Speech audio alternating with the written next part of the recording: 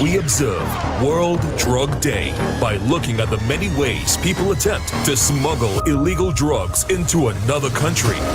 On Dependency, we don't just share stories, we change lives. We change lives.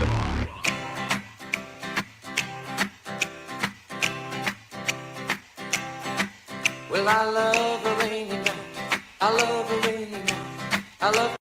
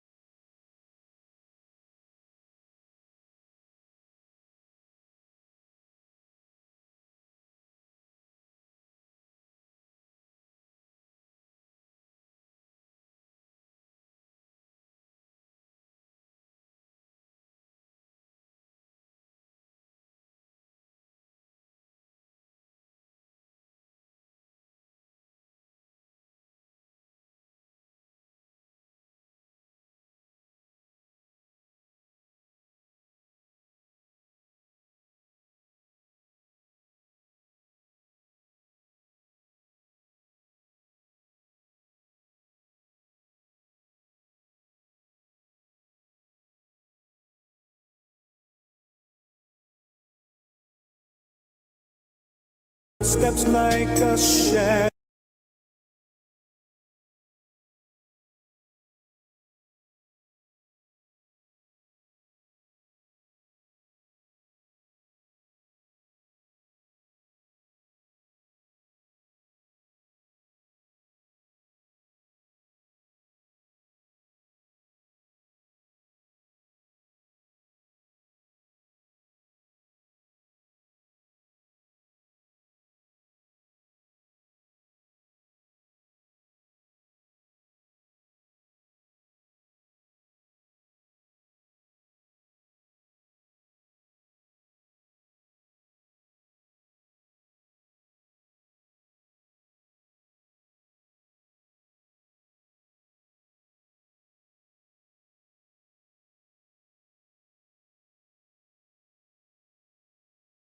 Flight has just arrived from Trinidad. Are you planning a trip abroad? Has anyone asked you to take something with you? Yes? Then, are you prepared to answer these questions? And is this all of your luggage? Yeah. Did you pack it all yourself? Do you fully understand what's in the suitcases? Yes. Has anybody in Trinidad given you anything to bring here for them? No. This Sunday on Eye on Dependency, we observe World Drug Day by looking at the many ways people attempt to smuggle illegal drugs into another country. And we will hear from 2 women currently serving time at Golden Grove for drug trafficking offenses. We will also explain the effects of some legal and illegal drugs on the human body. Listen live on I-95.5 FM or watch live on the Eye on Dependency Facebook page or YouTube channel. Eye on Dependency. We don't just share stories. We change lives. We change lives. Eye on Dependency with Garth and Natasha. Reality radio at its best, where every life is a biography. Sundays at 10 a.m. and exclusively on I-95.5 FM. And streamed live on the Eye on Dependency Facebook page and YouTube channel.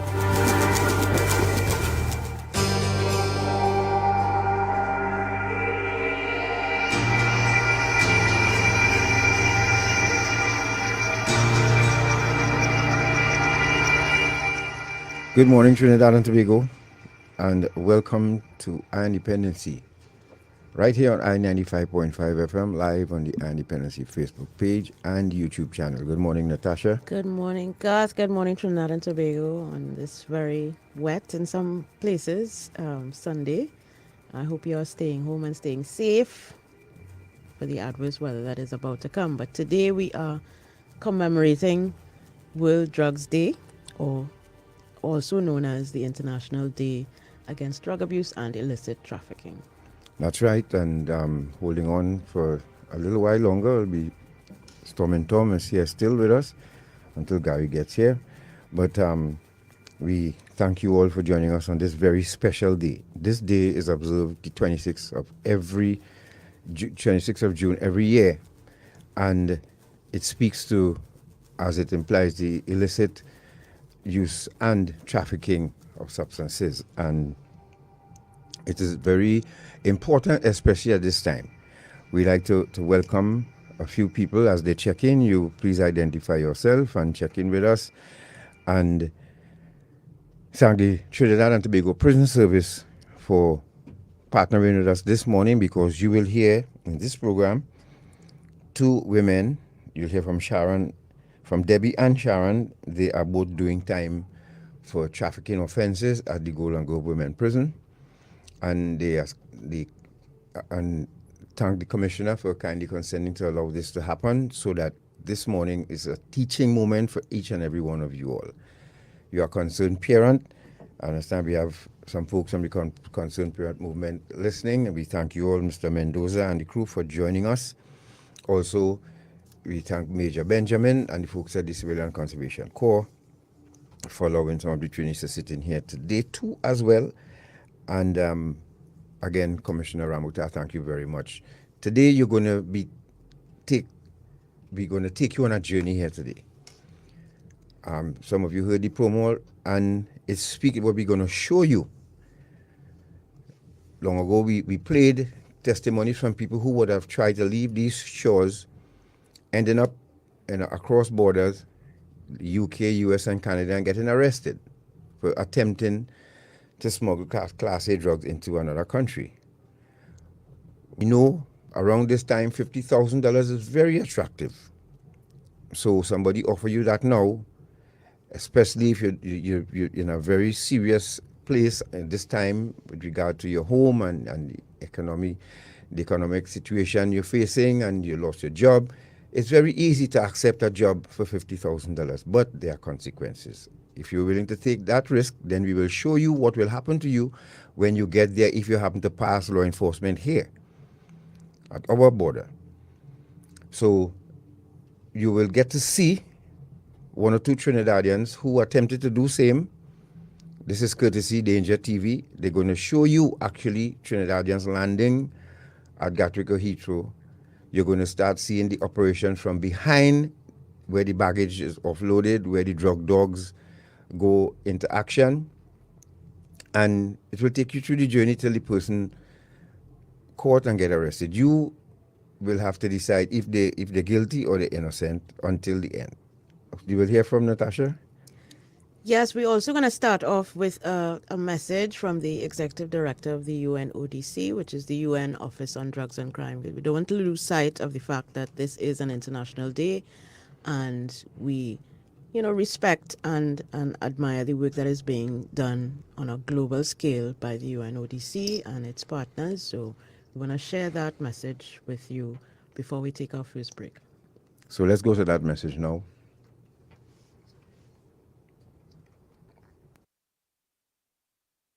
The harms of illicit drug use can affect anyone, but they often have the deepest impact on those in crisis. The pandemic undermined physical and mental health, strained healthcare systems, and disrupted drug treatment and services. Instability from Ukraine to Afghanistan to Africa and beyond has increased the number of people in need of emergency assistance. The industry of illicit drugs continues to ramp up during these challenging times. In 2020, more than 280 million people around the world used drugs. Seizures of synthetic drugs have multiplied in the last 10 years, while the opioid crisis in North America claims more lives every day. And non-medical use of tramadol continues to endanger people in Africa and the Middle East. Even as we work for long-term sustainable solutions, there are people who need urgent access to treatment and care now. We need to reach those who are most difficult to reach because they need us the most. People in refugee camps and humanitarian settings, people at risk of being left behind as a result of the pandemic, and people facing barriers of stigma and discrimination. Women are among the foremost victims of conflict and crisis, and they often face greater barriers to treatment for drug use disorders. In some parts of the world, the proportion of women among treated patients is below 10%. We need to ensure access to care for all, including in emergencies. We also need to ensure that controlled medicines are available for pain relief around the world and in humanitarian settings. At the UN Office on Drugs and Crime, we are committed to providing care and support to the people affected by illicit drugs, no matter the circumstances. Everyone has a role to play, from governments to civil society to individuals, in bringing the necessary attention and resources to this issue. And we stand ready to work with all of you. Let us show those who need us that we care by providing the care that they need in these times of crisis.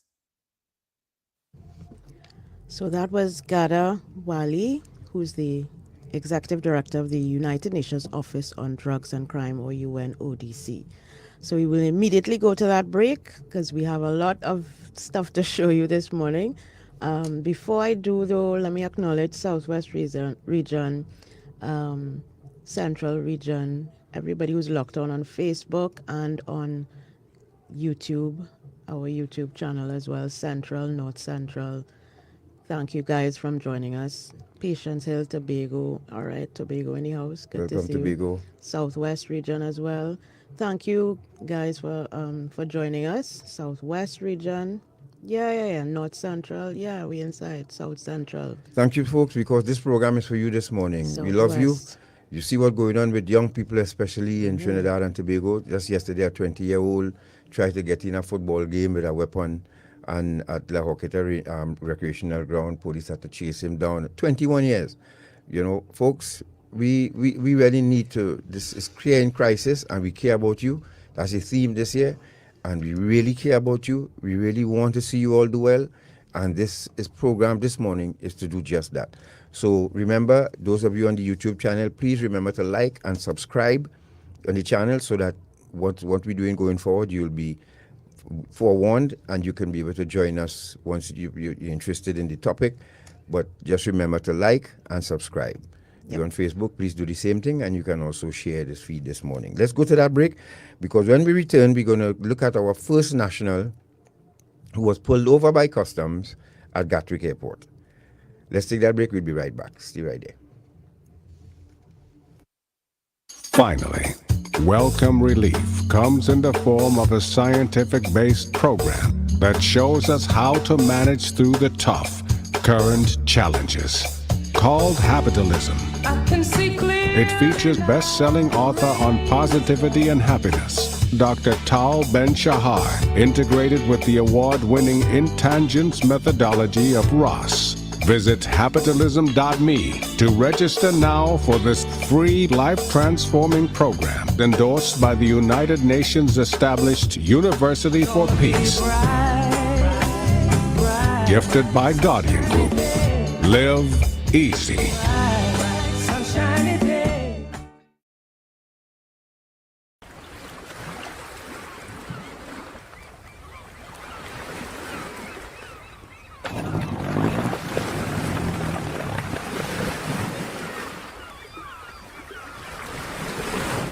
Cappy, talk to you now, boy. Got a small work for you to do. Make a quick 10 G's. What you gonna do for me? 10 G's? What's that how I do there, boy? What you doing? Taking your boat, run up the islands, pick up some people and then bring them back here for me. That's all you have to do. That sounds like human trafficking, boy. That's a serious crime. I can't make that.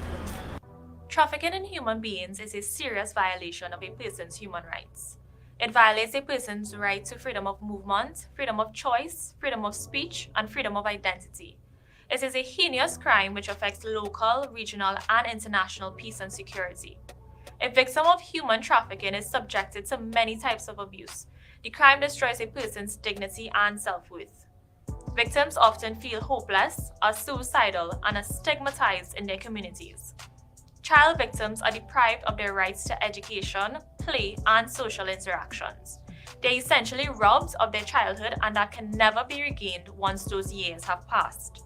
If we do little or nothing to fight against human trafficking in our country, we can face economic sanctions from international agencies and partners. Our country will be losing money. Doing little or nothing to fight against human trafficking will tarnish our country's international image and, most of all, the value we place on human life. Human trafficking is no respecter of persons. Anyone can be a victim. So let us all strive to safeguard human life and dignity in Trinidad and Tobago. We are the Counter-Trafficking Unit of the Ministry of National Security, Trinidad and Tobago, safeguarding human life.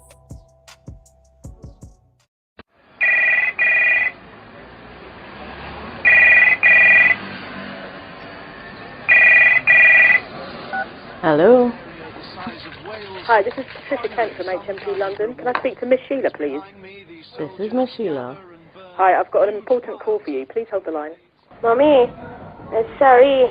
Oh God, Sherry, we looking for you all the time. 3 weeks now. Where you going? Mommy, according to tell you, I get locked up. I had drugs in my luggage and I'm in England right now. In jail. Oh God, Sherry, what? What you do? How you reach there? Oh God, how we gonna do? Oh God, Mommy, don't cry, don't cry, don't cry. It'll be alright. Sorry, sorry. Eye on Dependency. Reality radio at its best every Sunday on I 95.5 FM. Don't miss it. Are you ready to serve? The Trinidad and Tobago Defense Force is seeking suitable candidates to participate in its recruitment drive 2022. Applicants must be a citizen of Trinidad and Tobago, of good character with no criminal record as evidenced by a police certificate of character issued in the last 3 months or evidence of payment for the certificate, no less than 18 years and no more than 25 years of age as at 30th September 2022. Interested candidates who meet the minimum advertised criteria are asked to present themselves at one of the assessment centers. Candidates can once again refer to the Trinidad and Tobago Defense Force's social media pages for more information. Hello, my name is Marsha, and you're listening to Eye on Dependency with Garth and Natasha, Trinidad and Tobago. Don't you dare traffic drugs. It's not worth it.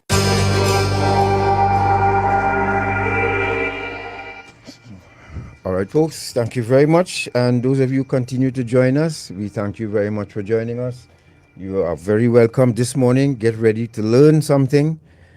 It's World Drug Day, or the International Day Against Drug Abuse and Illicit Trafficking. So we go to this first clip of this young lady who was pulled over by customs at Gatwick.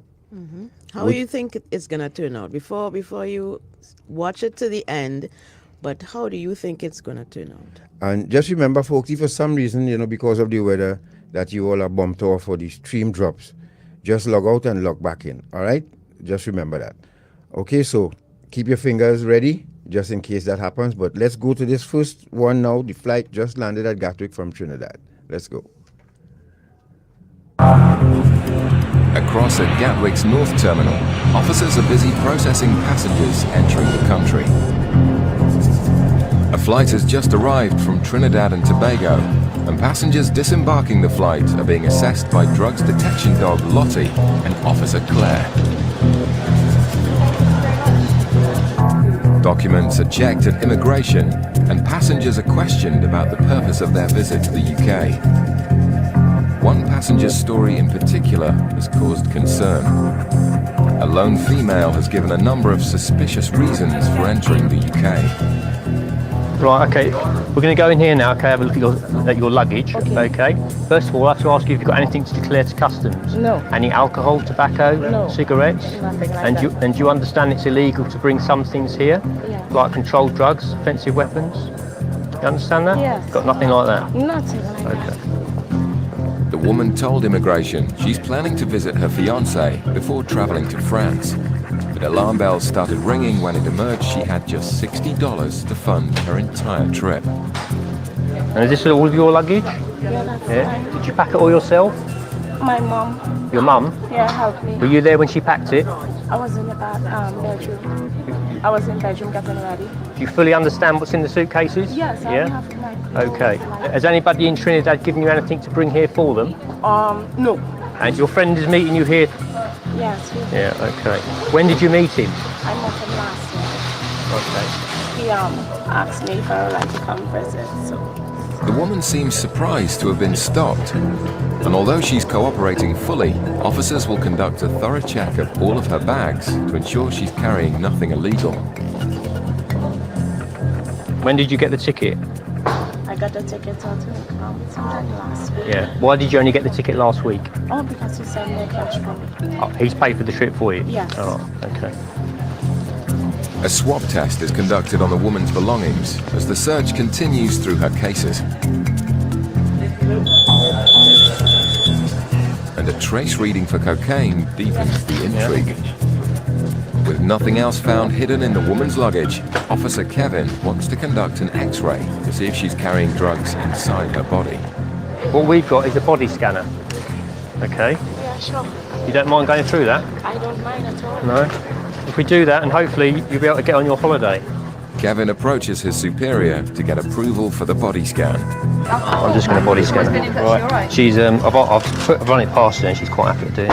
Okay. Just to make sure. Yeah, so she's going to do it as a voluntary. Yeah. In just a few moments, officers will find out if they were right to be suspicious. In the airport's north terminal, the female passenger from Trinidad is about to be body scanned to see if she has any drugs hidden inside her. So what you need to do, you need to stand on here like this, okay, with your hands by your side, all right? And then when the officer says, take a deep breath and hold it, and then this will move, and it will go through and then stop. Do you understand? Okay. Yeah, just go on there like that, yeah. Alright, go very slowly, you won't bang into the wall. Are you ready to go now? Yeah. That's great. Here we go.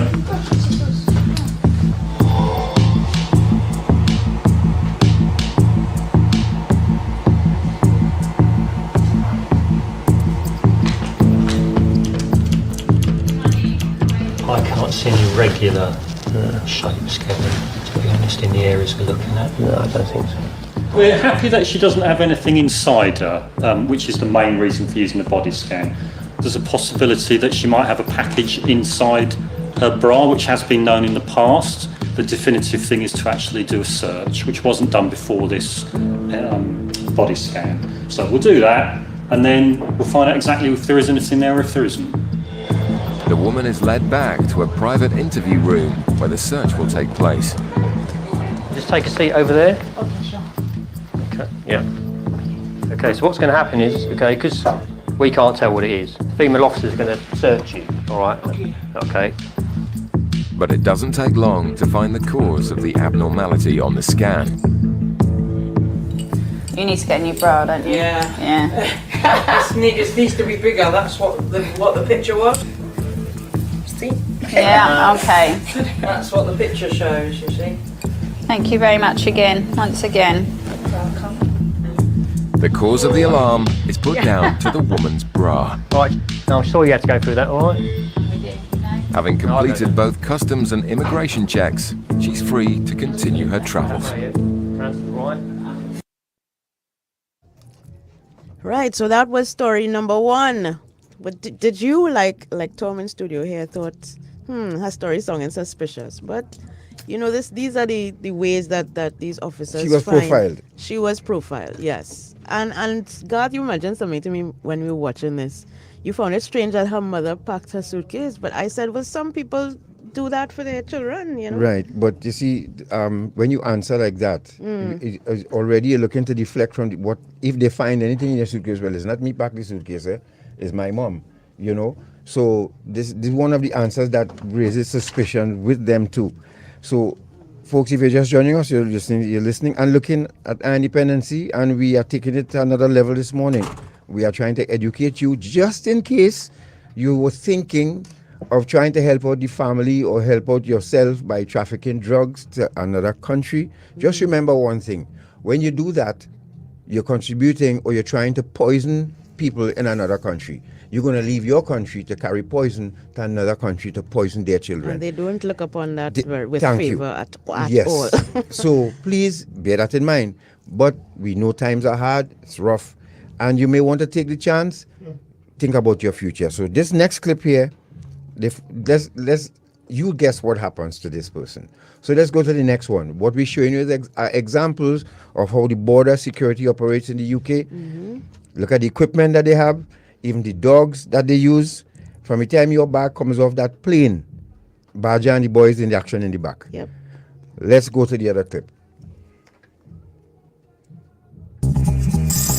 In Gatwick's South Terminal, sniffer dog Badger is examining baggage arriving from the Caribbean.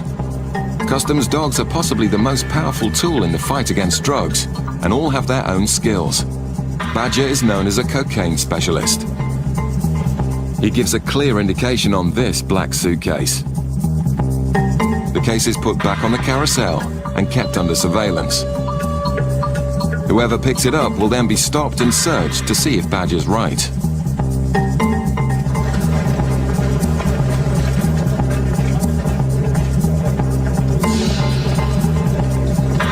A passenger collects the suspect bag and then attempts to pass through the controls. But Customs Officer Phil is waiting for her. Hello there. Hi. Where have you just arrived from? You feeling by yourself? Can you come to a bench for us, please? Let's get you to come up to this one here for us. Thanks very much. You have a passport, please. Have a quick look.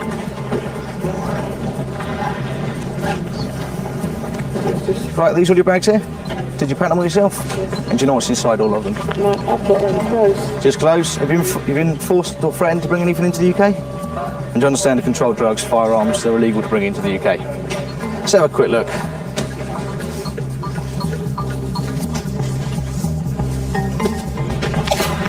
You got the keys? Yes.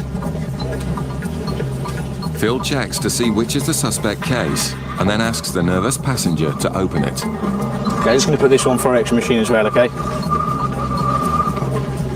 Phil can't see anything yet, but an X-ray shows what looks like organic material in the wall of the case. So that's probably what we're looking for. I'll quickly go and do this, quickly go and spike it, just make sure.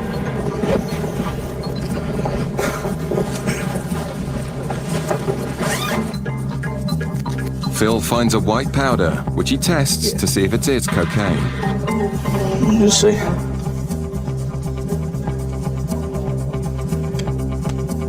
The speed of the reaction indicates the quality of the drugs.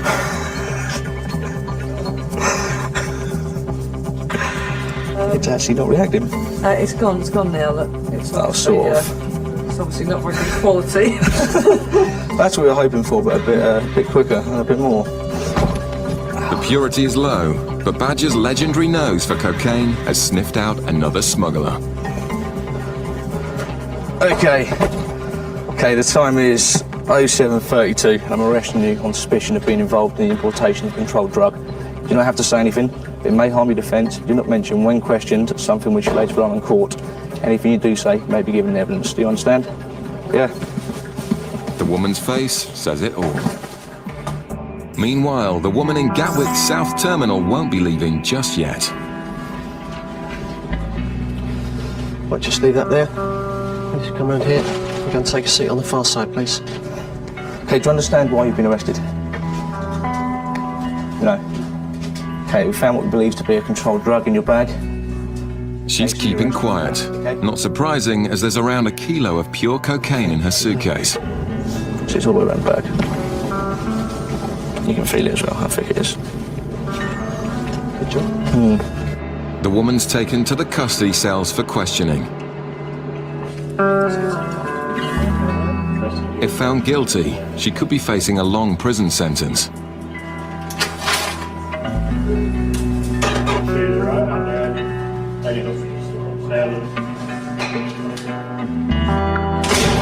The drugs, worth nearly £50,000, have been taken off the streets, and it's all thanks to Badger. There's always that time between the indication when they actually find it. Sometimes it can be up to sort of quarter of an hour before they actually give you the thumbs up there's something there. That's a bit of a worrying time. But with that indication, more or less knew there was something there straight away. All right, so that was the second video. This one is a little more straightforward, but again, you see the work of the sniffer dogs, the drug sniffer dogs, and the important work that they do in terms of identifying pieces of luggage that may contain cocaine. And it was inside the lining of the case, and he still got his nose.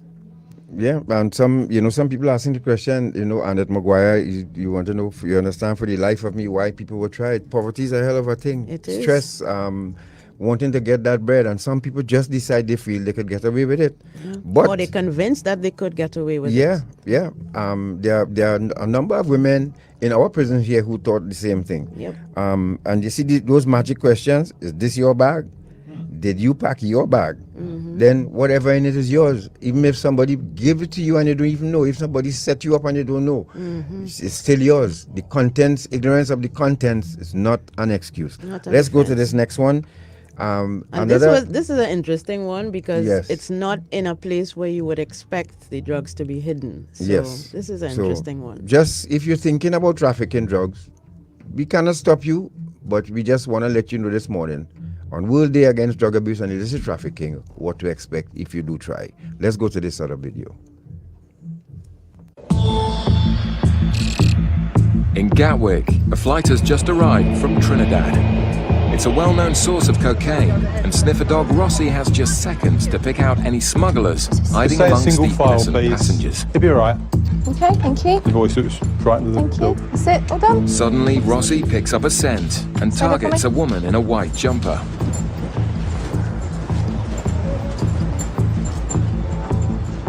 Just stand still for me. UK border sniffer dogs are trained to pinpoint the exact location of any drugs. Rossi indicates on the woman's bag. Are you together? Are you training by yourself? The passenger seems nervous, but after the initially strong indication, Rossi loses interest. Where?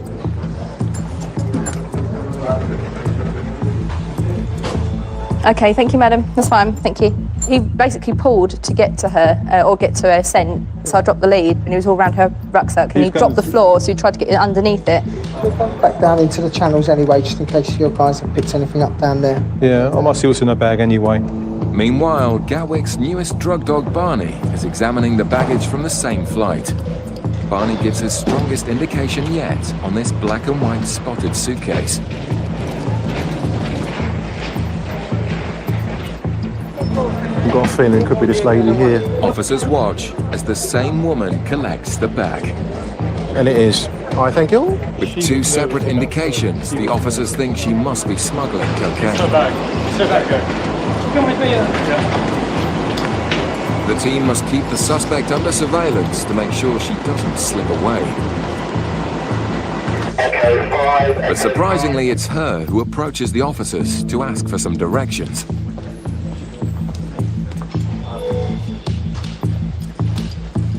Fitz intercepts the passenger. Hi, where are you travelling from today?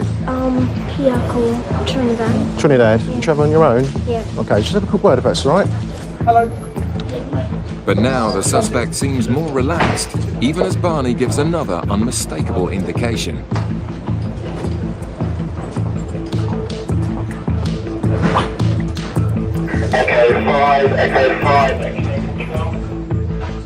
The sniffer dogs believe the bags contain cocaine, but now it's up to Fitz to find it.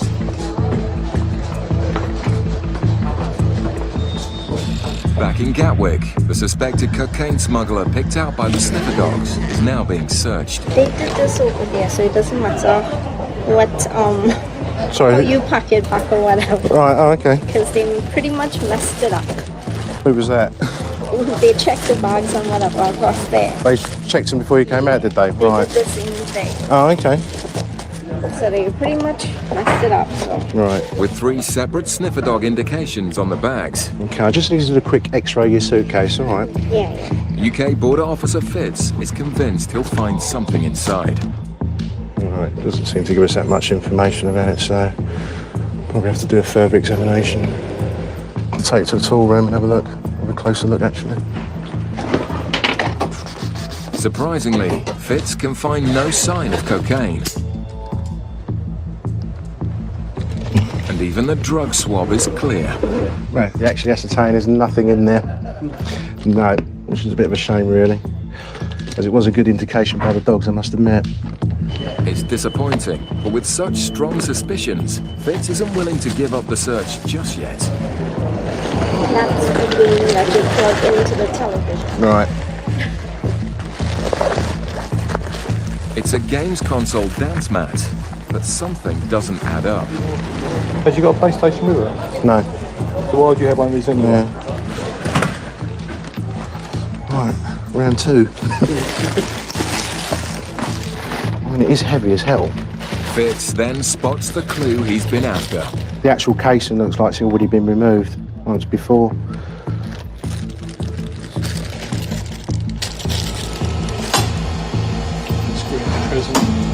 This acts like a sniffer dog. It's just looking for minute particles of substances that is stabbing his stomach. It's got to be there. Suspicions are now even higher, but where are the drugs? Is that rubber impregnation? That's what I think it is. Ever seen it in a dance mat? Have you tried doing it on that? You can break the Yeah, that's what... Can you break a bit off? Oh, you can do if you want to.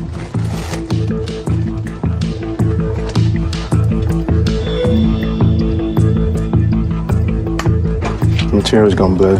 Oh. can honestly say that's a positive then. Amazingly, the robber inside the dance mat is So full at this of present cocaine. time, the time is 10 past 10.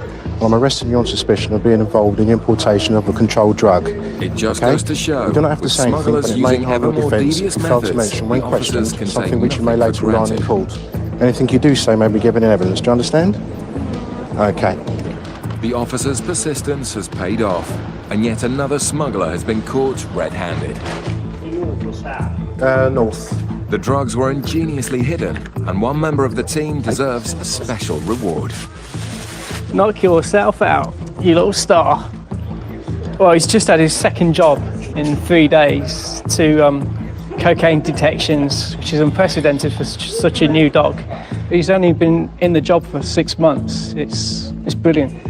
But in the meantime, he's going to get this as a treat because it's just an unbelievable job for such a young dog. And while Barney enjoyed his bone, the woman won't be enjoying her freedom. She pleaded guilty and could be facing around 10 years in prison. Yep, 10 years in prison Oh boy. is what you face if you attempt to do this. And as was mentioned in the clip, it was ingeniously hidden. Had it not been for the dog indicating so strongly on the bag, the officers may have given it up when they didn't find anything in the suitcase itself.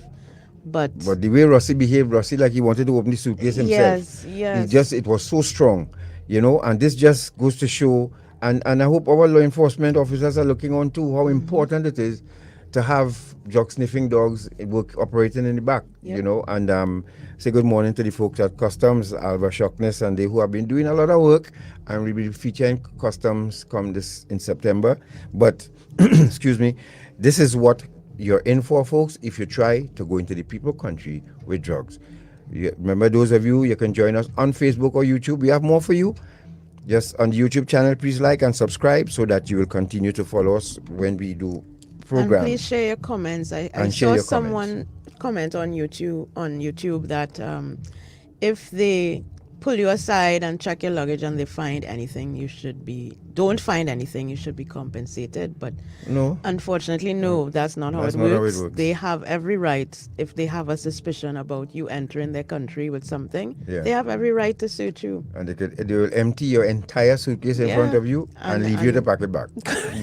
Very few of them try to pack it back. To pack it back. Yes. So that if you want to enter another country, these are some of the things that you have to be aware of the fact that they don't want anything illegal coming into their country. So if you are trying to do that, or even if you are unsuspecting, because we have interviewed people who had no clue that there was drugs in their bag, and because they also trusted a friend or family member to carry something for them. People still doing that, Yep.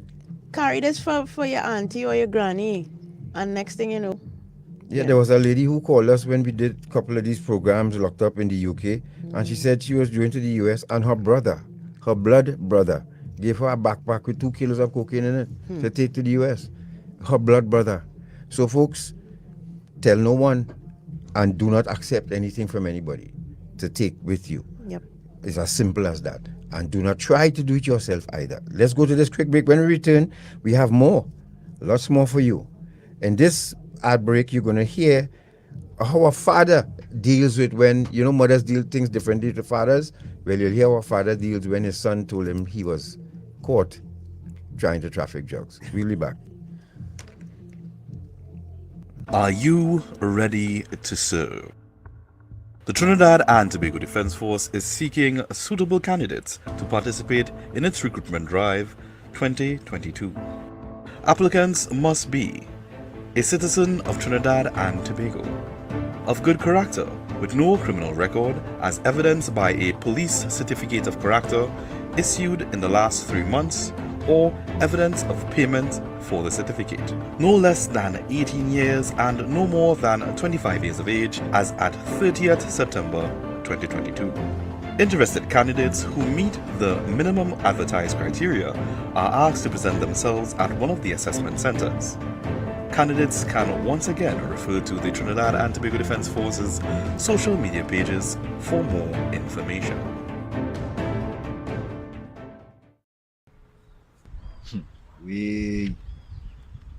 The sex trafficking thing, that's a serious thing, you know, boy. Sex trafficking? I thought it was only human trafficking it have. But what do you mean? No serious thing, boy. Where you get that from? I don't know about human trafficking, you're about sex trafficking. So how can you spot and identify perpetrators and children who are victims of trafficking? Many victims who are children do not look like under 18 years old. Child victims often move escorted around alone or in small groups. They also live in shared and even packed rooms and have very little clothing and belongings. Child victims are often seen with adults who are not their parents, their relatives, or their caregivers. Migrant children are often unaccompanied and separated from their parents. Child victims are often engaged in work that is not suitable for children. They are often deprived of their freedom to go to school, to play, and to enjoy being a child. Perpetrators have unexplained sources of income and possessions. They are businessmen and businesswomen running legitimate and illegitimate businesses. Perpetrators may appear to be the victim's friend, boyfriend, close relative, or employer. We are the Counter-Trafficking Unit of the Ministry of National Security, Trinidad and Tobago, safeguarding human life. Finally, Welcome Relief comes in the form of a scientific-based program that shows us how to manage through the tough, current challenges. Called Habitalism. It features best-selling author on positivity and happiness, Dr. Tal Ben-Shahar, integrated with the award-winning Intangents methodology of Ross. Visit habitalism.me to register now for this free life-transforming program endorsed by the United Nations established University for Peace. Gifted by Guardian Group. Live easy.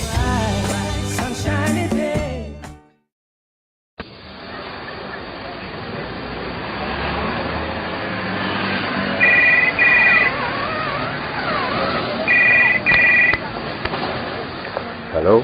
Hello, Mr. Dobson here from HMP London. Can I speak to Mr. James, please? This is Mr. James speaking. Thank you. Can you hold the line? I have a call coming through to you, sir. Sure. Hello, Daddy. Hello, yes, Brian? Daddy,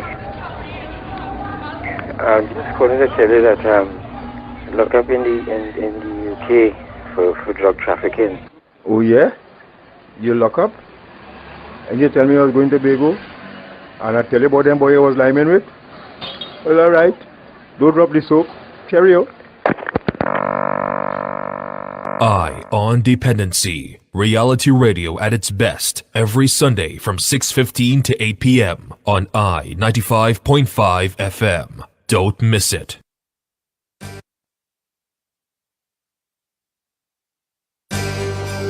Eye on Dependency with Garth and Natasha. Reality radio at its best, where every life is a biography. Sundays at 10 a.m. and exclusively on I-95.5 FM.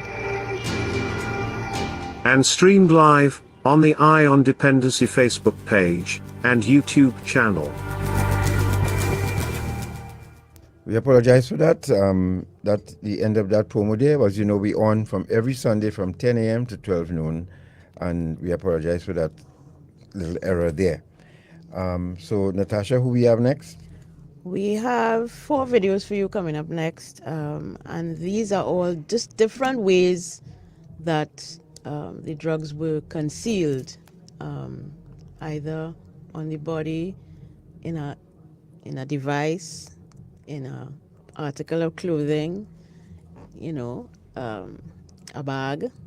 So that there are various means by which people attempt to import or to smuggle the drugs into the country. And you can see by the look on their faces when they are told, look, we are arresting you on suspicion of XYZ. You could see some people, just meekly and humbly accept their fate, and others are a little defiant. If you would like to follow us again, you would like to see these, you join us on Independency Facebook page or YouTube channel. And remember, those of you on YouTube channel, remember to like and subscribe to the channel. So let's go and we say hello again to those of Northwest, Northeast, North Central, CCC, and we'll be shouting you out all in a while. Joey Richardson said, good day folks, I have carried stuff for people. Listen to this both ways, and they have to bring it open for me to check it myself, not taking no sealed packages no matter what. If you want me to carry it from good friends or family who vex, keep your stuff, not me. Trust God only. Shari said, let them FedEx it. Let's go to video. Short man, let's go. In Gatwick, a flight has arrived from Montego Bay. During a routine passenger search, UK border officers have found a package that looks like it could contain drugs. The passenger has been arrested. The lady came off the Montego Bay flight and she was intercepted by one of our officers. Upon searching her bag, he found a package which we believed to contain cocaine. Took her to a search room. Whilst the package was being tested, the package tested positive for cocaine. Knowing she's been caught red-handed, the woman What, in this bit here? to other packages of drugs Right, okay, hidden that's under her clothes. But this is what was found in the back of the suitcase. It's what we would call a stuffer's package, which would be put up somebody's backside probably. But that was found in the bag, and that was what we decided made it a job. And then during the ship search, we found this, which is all full of cocaine attached to her waist. The audacious smuggling attempt also involved some highly modified underwear. This little body packer's suit filled with cocaine. It's a massive amount of drugs for one person to be carrying. Nearly 2.5 kilos of coke on the body. The seizure demonstrates the officer's skill in identifying smugglers. Just stopped just to ask her a few questions. No real reason to stop her over anybody else. Historically, we tend to get more cannabis than we do cocaine in the flight. So she obviously saw her opportunity, knowing what she had on her person, and just walked through the channels. Unfortunately for her, she was stopped. Are we cuffing? Suddenly realizing how much trouble she's in, the woman goes into shock.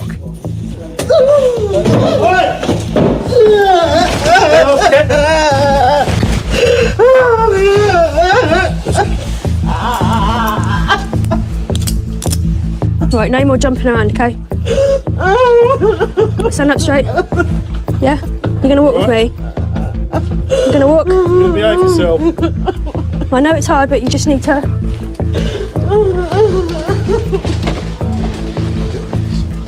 The woman is taken to a holding bay for further questioning. Officers will need to be extra vigilant to ensure that she doesn't try to harm herself again.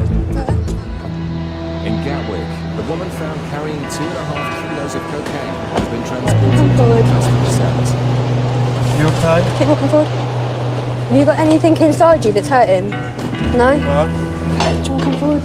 Want to take a seat for me? To harm herself, officers have handcuffed the woman. Deep breath, it's good for you.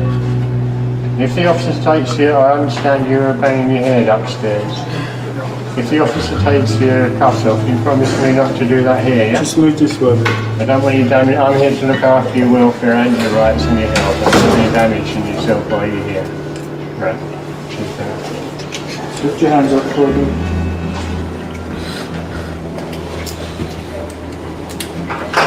So this lady's arrived from Montego Bay this morning.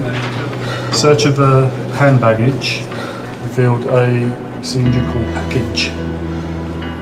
Cut was made in the package, which revealed a white paste. Harold, are you? Sorry, I can't hear you. Have you also swallowed? I need to know from a health and safety point of view. If you have, it's a danger to yourself. I don't take drugs. So you haven't swallowed anything as well? Okay, let's go. Having found a substantial amount Just want to go in there for me. officers must make sure. Right, what it is it's just going to be another search. And then there's the hairpiece. All right. Opinion letters, that was it. That's what's in that, yeah? Yeah, I searched it already. When we told her that we were going to take her to custody and put her into a cell, she started slapping her own face and banging her head on the table, which is obviously not a good sign. So myself and another officer ran into the room and restrained her and applied some handcuffs. We now have to watch her because of her behaviour, and we have to be extra alert, not knowing how she's going to react when she gets locked into a cell, how she's going to act when she's on her own, if she's going to try and harm herself. I do feel sorry for them sometimes because you wonder what it takes for them to actually do something like this. Yeah, just that amount on the person, 2.5 kilos is a lot to have. It's quite greedy. Having already shown signs that she's prepared to self-harm, officers must ensure that nothing further happens to her whilst in their custody. Because of that sort of thing, she might try and top herself, so we have to watch them on camera. And she'll have to get used to being locked up. She was sentenced to 7 years in prison.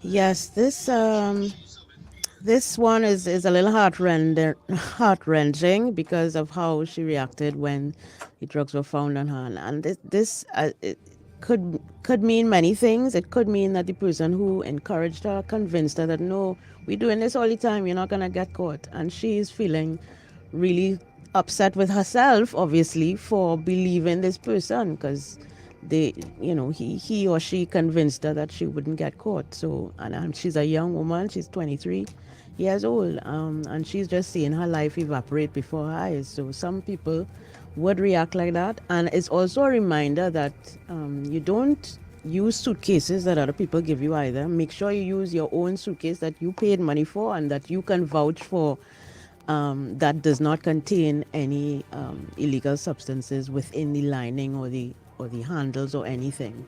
Don't accept neither suitcase nor package from nobody to carry. And Cheryl has shared an interesting story before we go to the next video.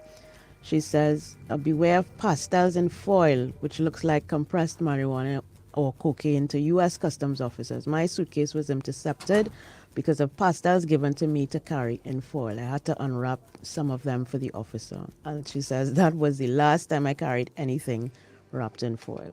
So be aware, people. Be aware, people. And remember, we'll be joined in a while by Debbie and Sharon. They are currently doing time. Sharon, one is a Canadian. Sharon is Canadian, that's right. She will tell you how she managed to end up in our prison here. And of course, Debbie is national of Trinidad and Tobago. So let's, and I love the mannerisms of the officers too. They understand. Some people get coerced to do it. Some people do it because of poverty.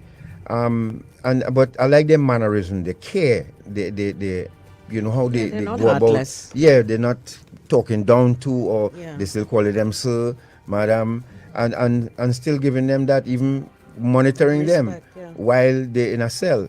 I was wondering if the Lance Corporal was monitored, if what happened to him would have happened to him, but that's another story. So let's go to the other clip quickly. Let's see what happens to this passenger.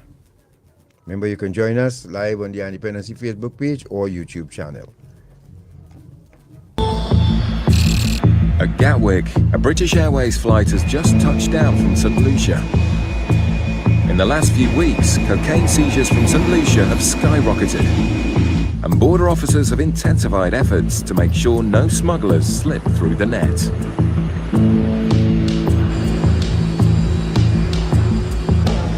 As the passengers disembark, the officers are on the lookout for anyone who fits the many profiles of a smuggler. Drug dog Megan is a vital tool for finding smugglers. Just keep on the right-hand side. Take your bag off your shoulders, please, sir, so that the dog can sniff. She's only got little legs. Can make nervous smugglers give themselves away. Hazel notices the man in the white collared shirt. There was one person he wasn't making eye contact with anybody because I spoke directly to him. So we'll have a quick word with him when he comes into the baggage hall and see if he's got anything. He's just in the queue there. He looked nervous. And he's all dressed up. Yeah. The passenger appears uneasy as the sniffer dog examines his cases. But Megan doesn't give a definite indication.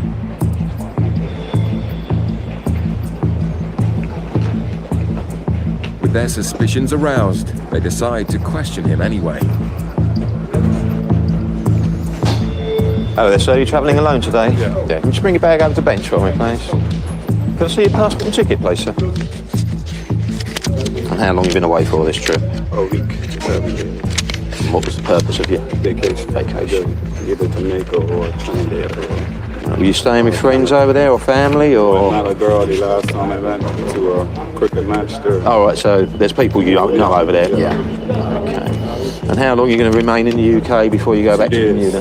2 days. I usually do some shopping. Yeah. Okay. Have you got your return ticket back to Bermuda? Actually, I have to purchase that. You've still got to get that, have you? I have a bank card. Yeah, not a problem. And whereabouts will you be staying while you're here in the UK? I was going to go to a bed and breakfast up on Shepherd's Avenue. I usually go there. I don't know the exact name of it, but it's right after the police station on Shepherd's Bush. So you've stayed there before, have you? Yeah. Okay. And you packed all the bags yourself? Yeah. And you're aware of the contents? Yeah. Has anybody given you anything to bring back to the UK? You're not carrying anything for anyone? No. Okay. Inside the suitcase, Gary spots a large number of shoes for such a short trip and decides to examine them closely.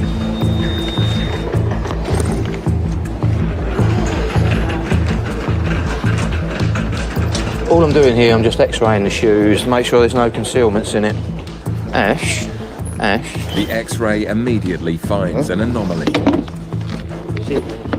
The other officers are also convinced the shoes are hiding something. That don't look right there. That difference in there. Yeah, but these other ones Density. look even better.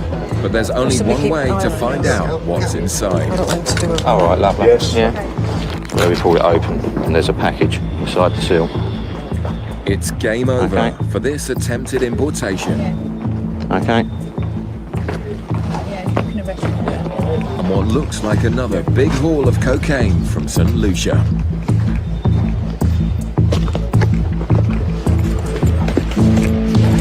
Right, the time is 09:16 hours, and what I found in there, it looks like I found a controlled drug. Okay, so I'm arresting you on suspicion of the illegal importation of a controlled drug into the UK.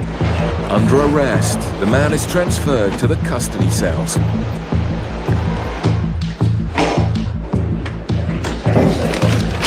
Okay, that's fine. Just pop round here again. I intercepted him in the Green Channel. A number of items of footwear have been found to have packages inside. Do you understand that what the officers told me? Yeah. So you've been arrested purely on suspicion of importing a controlled drug into the UK. Do you understand? On any medication for anything? Nothing in your luggage for your medication wise? Just some weightlifting and stuff. Bodybuilder, eh? Well, I'm trying to be. I was trying to be. The man seems to accept that the only thing he'll be exercising is his right to legal advice. Okay, if you just come along with me. Yeah, if you could just remove your shoes and leave them outside, because obviously it's got the laces in it. The last thing we want is you to try and harm yourself with them. And the officers are now about to discover just how much cocaine is hidden in the shoes. In Gatwick, the man caught with cocaine concealed in his shoes isn't so lucky.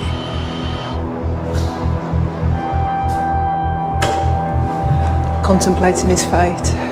It's sad, isn't it? I don't know if sad's the right word. I never judge people.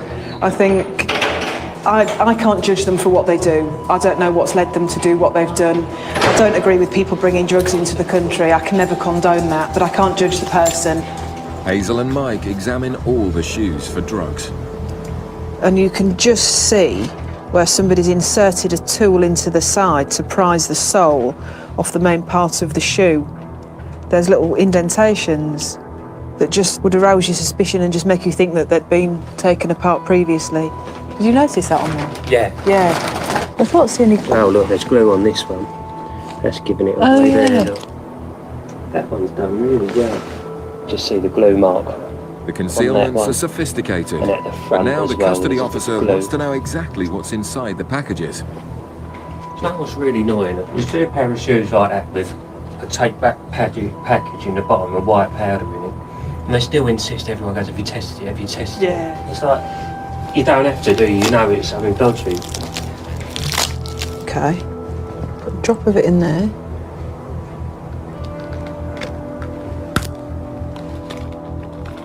And that's the blue-pink reaction you're looking for, according to this.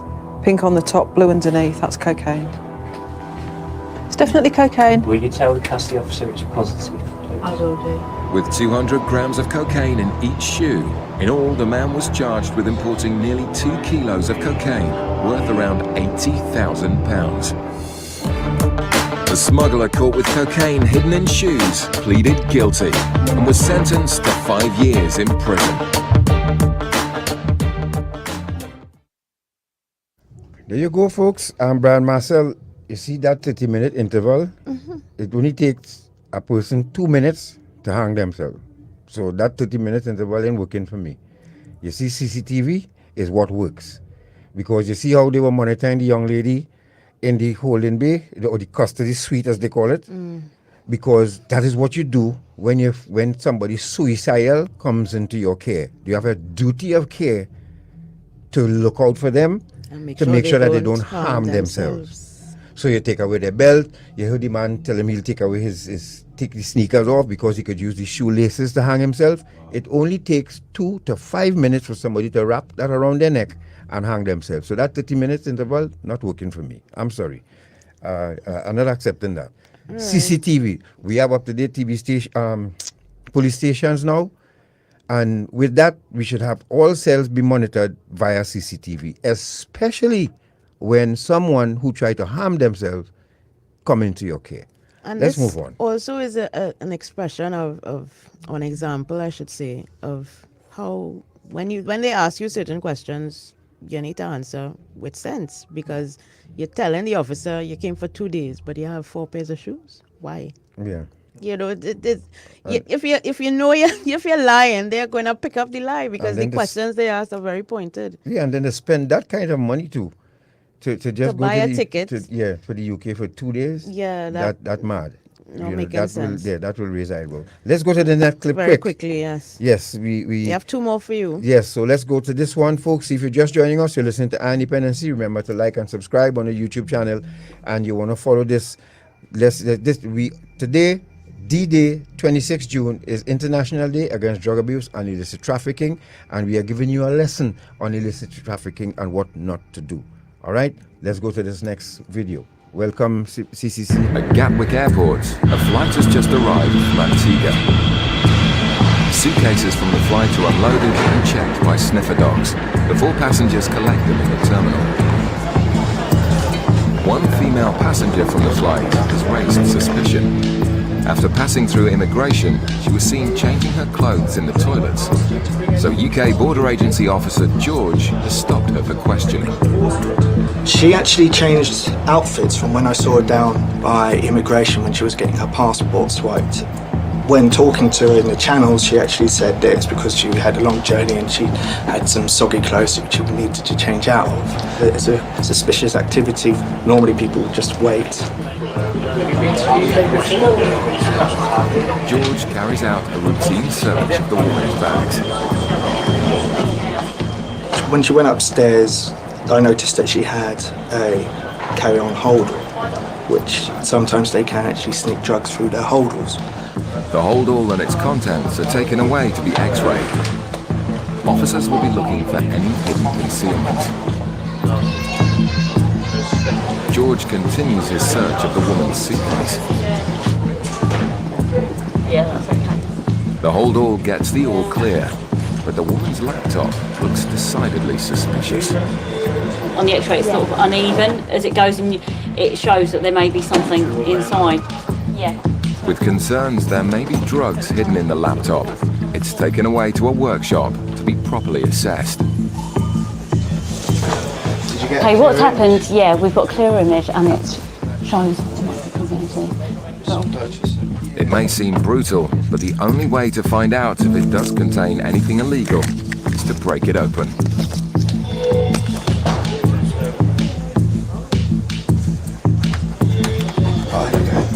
looks like their hunch was right. Officers discover a package they suspect to be drugs, stuffed inside the laptop. A simple test will be able to confirm their suspicion. Back at Gatwick, officers are about to run tests on a package they suspect to be cocaine found in a woman's laptop.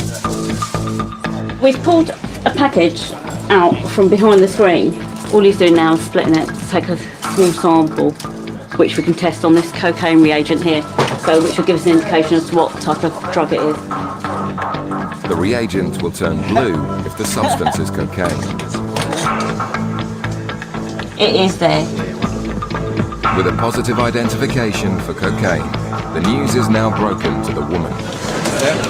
Carried out an examination of your laptop, and we have found a white substance hidden behind the screen. We've carried out a field test for cocaine, which has come up positive. So the time is 10:19. We're arresting you on suspicion of being involved in the importation of controlled drugs. You do not have to say anything. I'm not. You do not have to say anything, but it may harm your defence if you do not mention blank question, something which you later rely on your court. Do you understand? As she's led off for further questioning, officers take this opportunity to use the cocaine as a training aid for sniffer dogs. We try and educate the dogs on live concealment because we can't replicate that. You know, they've spent a lot of effort to sort of hide that concealment in that laptop. We just can't do that with our training samples. So now the dogs are sort of learning curves just shot right up. With the game now well and truly up, the woman's attitude begins to change. This is for Hillary. She may be laughing now, but all that awaits her is an empty cell. Officers stay with the woman while her belongings are checked in, and she's informed of her rights. I just need you to sign on that top right corner, please. Meanwhile, George inspects the cocaine concealment further. There's a lot of work which has gone into this. This would be actually considered a deep concealment. For a rudimentary way of trying to, I suppose, disguise it from an X-ray was by covering it in foil, but obviously it hasn't worked. Right, just want to take your shoes off and put them here. As the woman is checked into her cell, she starts to vent her frustration. And if you do need us, in here. Just listen to me. Let us know if you need anything else. Would you like to see the part of the blood with the film, right? You want to see that part? That's it. She's getting a bit upset now. When she was stopped, even when her computer was being x-rayed and everything, she was quite calm. But everyone's different. Everyone reacts in different ways, so there is no way you can spot a drug smuggler, is it? They come in all shapes and sizes. One thing left to find out is the weight of the drugs. So that's coming in at around about 530 grams. So depending on its purity, it could actually be quite substantial. With an estimated value of £25,000, it's been a very successful day for the officers. Less so for the woman, who will have plenty of time to contemplate her actions. The woman caught smuggling £25,000 worth of cocaine in her laptop was found guilty and sentenced to 5.5 years in prison. 5.5 years in prison, and you see she was quite defiant at the end. She knew what she was doing, obviously. But Brian, again, we need to stop making excuses and make it happen, even at the prison. Okay, as I'm saying, suicidal folks must be monitored. These people don't know these folks who they intercept from a can of paint. You don't know but the mindset. The mindset is we have a duty while you're under our watch. You must not be harmed. You must not harm yourself, and we must hand you over to the next stage, untouched as much as possible. So we need to stop making excuses for our inability to stop things from happening. I also wanted to touch on a point that someone raised. Someone made a comment about how she was the lady with the pastels. The reason why drugs are frequently smuggled into the UK is because there is no visa requirement for us. It makes it much more difficult if you have to secure a visa to travel to the States and traffic drugs on top of that. So, Yeah. which is why the UK is a destination that is very replete with Yes. with people from the Commonwealth and the Caribbean who are trying to smuggle drugs into that country. That's right. We hope you're learning, folks. We hope you're learning. We have one more for you. Then we'll take a break and come back with Sharon and Debbie. They are presently at Rise Maximum Radio, waiting to speak with you all and to tell you their live experiences. You've seen it on video. Now we have it live for you. So let's go to this last one. Oh yes, we're playing it. H. Short, man. And then we'll go to the break. Let's go. At Gatwick Airport, a flight has just touched down from Port of Spain in the Caribbean.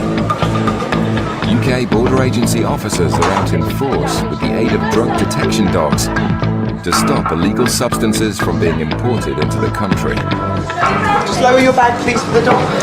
While sniffer dogs assess the passenger's hand luggage, officers are on the lookout for behavioural indicators. Hello, sir. Just a quick customs check. See your passport and ticket, please. Travelling with anybody else today? No. Thank you. What's the reason for your visit?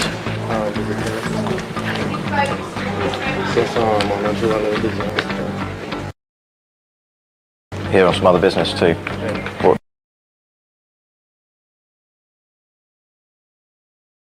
What type of other business? I'm auto mechanic. Right. So I look at sourcing foreign use parts. Right. There are certain cars in Trinidad that parts are hard to come by, you know? Yeah. Especially older European vehicles. Sniffer dog Jessie continues to check passengers coming off the flight, but the officer hasn't finished with the car mechanic just yet. Because you know it's a customs controlled area. Do you have anything to declare as customs today at all?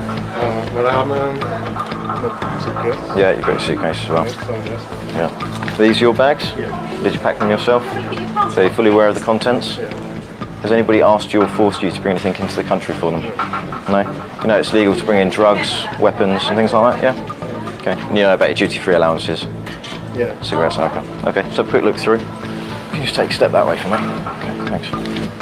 Officers have a very short window of opportunity to stop drug smugglers coming into the country.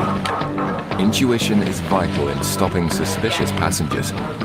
Feels like there's an area in here. I'm just going to cut into that. Okay? Yeah. After tearing into the briefcase, it doesn't take long to make a significant discovery. Just found what I suspect to be cocaine there. So I'm arresting you on suspicion of being involved in the importation of a controlled drug. So you don't have to say anything. It may harm your defence. If you don't mention when questioned, it's mentioned later on in court. Anything you do say may be given evidence. Do you understand? Mm-hmm. Okay.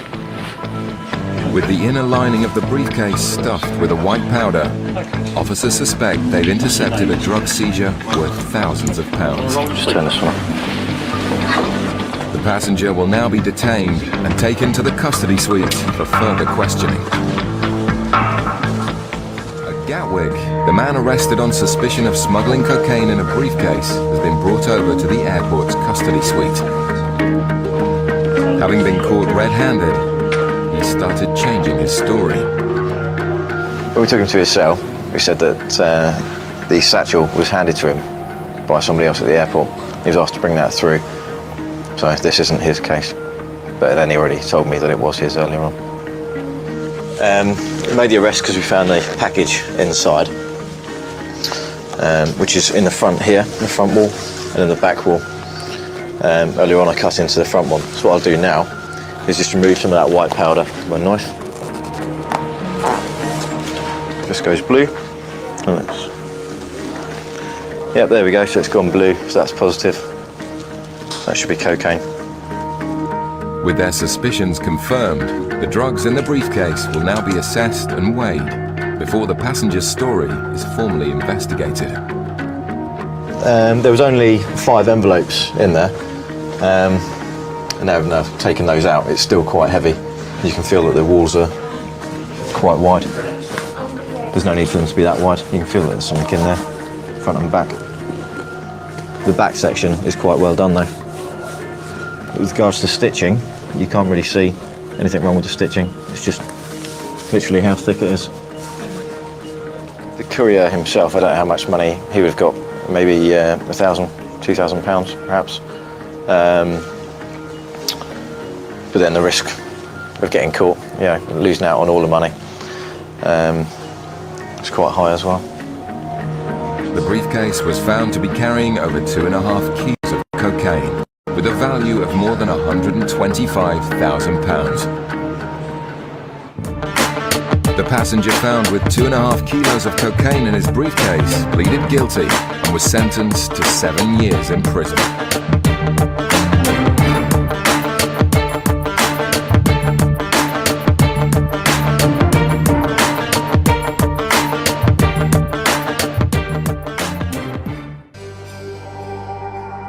Ah, boy. So, folks, I hope you learned your lesson this morning. Mr. Boris, let's go straight to Golden Grove. We won't take that break. We'll take the break afterwards. So, just Natasha and I will just people who join us this morning, especially young people, did you learn your lesson? Did we get the message across? Just drop your comments on Facebook or YouTube. Let us know if you got the message here this morning. So Central, North Central, South Central, Tobago.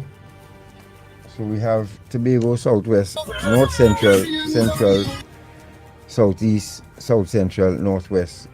Pleasant morning to all of you, those of you who joined us from youth camps as well, youth clubs as well. Good morning to you too, and thank you very much. We hope that you have learned your lesson here this morning.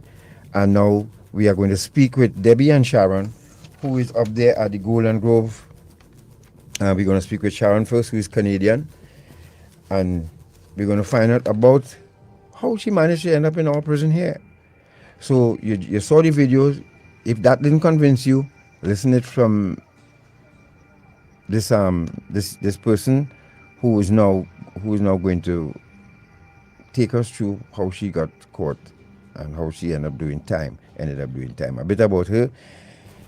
Young lady, 26, she was charged at the Arima Magistrate Court, charged with cocaine trafficking. She got 3 years last year, 2021. And of course, she's a Canadian national. And it's really, folks, I hope you all understand what can happen if you are caught. There is no way out. You can say what you want. And my lads cadets locked on as well. Okay.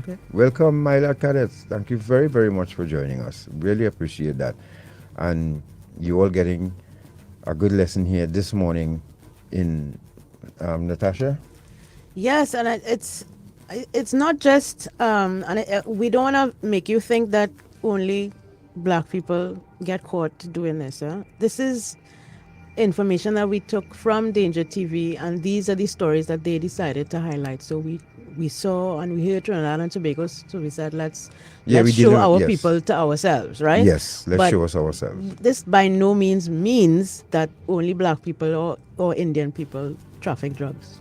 It doesn't mean that. It just means that for this team of officers, Gatwick seems to be a hub for a lot of flights out of Trinidad and Tobago, out of the Caribbean.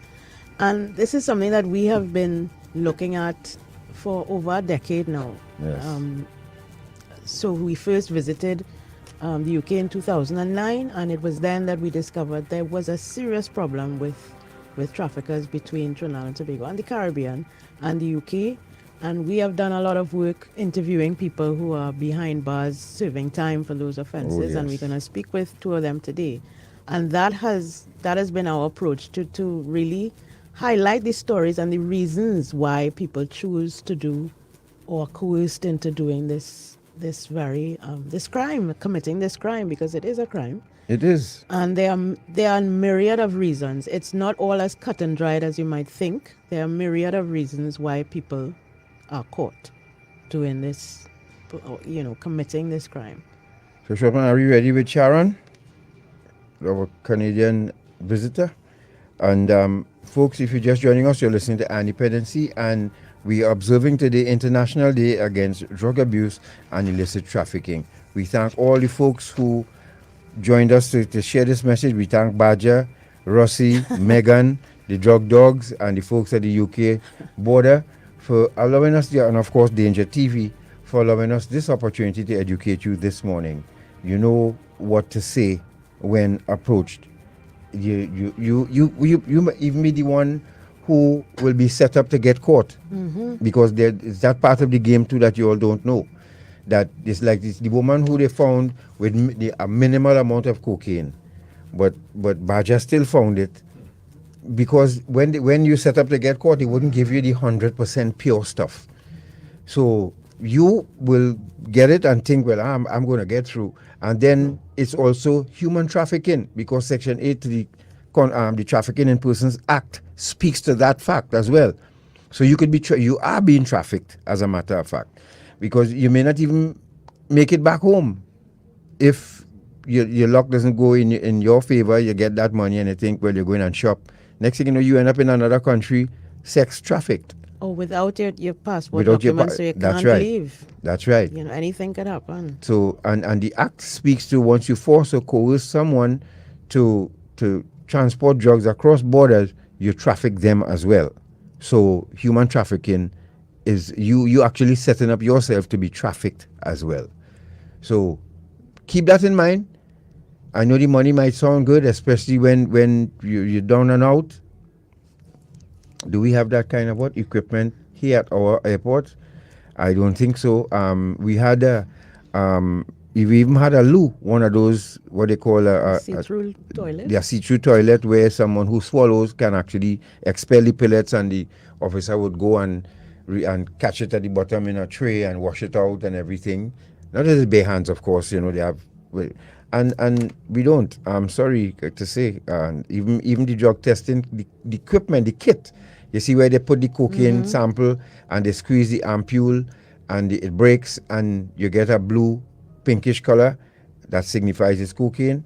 I don't think we have that here either. Nope. It will be nice to know. As I said, when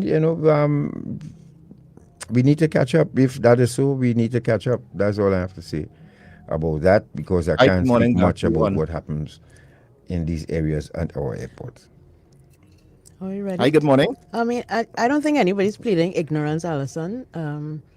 What I was trying to convey is that there are many reasons why people do it. And because of how that particular series is structured, we don't get to hear from the person who's arrested. So we don't know why they did it. And that is why we have sought out these stories of persons who did it and got caught, to hear their stories, and we play them on our Independency. But it's really, you heard one of the customs officers in one of the videos say that she doesn't judge people. Obviously, she knows that it's illegal and it's wrong to import drugs into a country, but she doesn't judge them because she doesn't know the circumstances that led them to do this, to commit this crime. So we shouldn't judge either. We should be, understanding of the myriad reasons why people choose to traffic drugs. All right, Shortman, are they ready? RMR is standing by, still is standing by. So let's go. Do we have them online? Good morning to the folks at Rise Maximum Radio and ladies of Golden Grove Prison. Are you there? Yes, Mr. Sinclair, we're here. Are you hearing us? Yes, loud and clear. So let's start with Sharon first. Sharon. Good morning. Good morning, Sharon. And thank you so much for agreeing to speak with us. Let's get right into it, right? Where are you from, my dear? Hello? Yes, sorry about that. Yes, Sharon. So can you tell us where, just for the sake of the listenership and viewership, where are you from originally? Well, originally born in Canada. Right. And what made you decide, how did you manage to end up in our penal institution for the charge of trafficking? Tell us about that. Well, I did come here with my boyfriend, and I come to Trinidad, and we come here for vacation. Your boyfriend is I was Canadian as well? Yes, he is. Okay. And you all choose to come here for a vacation? Or so you thought? Oh, so I thought exactly right. Right, go ahead. Coming here to see family for vacation reasons, purposes, and his story was obviously different. He come here for obviously business, and that is nothing I would have expected of him, especially being pregnant at the time. I think we lost you there a bit. You were breaking up a little bit. So, are you hearing us clearly? Yes, I hear you loud and clear. Can you Right, hear me now better hearing now? you. Yes, we now hearing you loud and clear here. Folks on Facebook, YouTube, radio, are you hearing Sharon? Just let us know. Right, so you just start. You said you all decided to come for vacation, and Yes. how long? How long was it planned for? Well, obviously, just for a week. Come week. here for a week for vacation and go back. I come here. I really didn't, if you wanted to know exactly how I feel, back home it's cold. Over here it's sunny. So you would wanted to get a vacation, but at the same time, in reality, you're busy.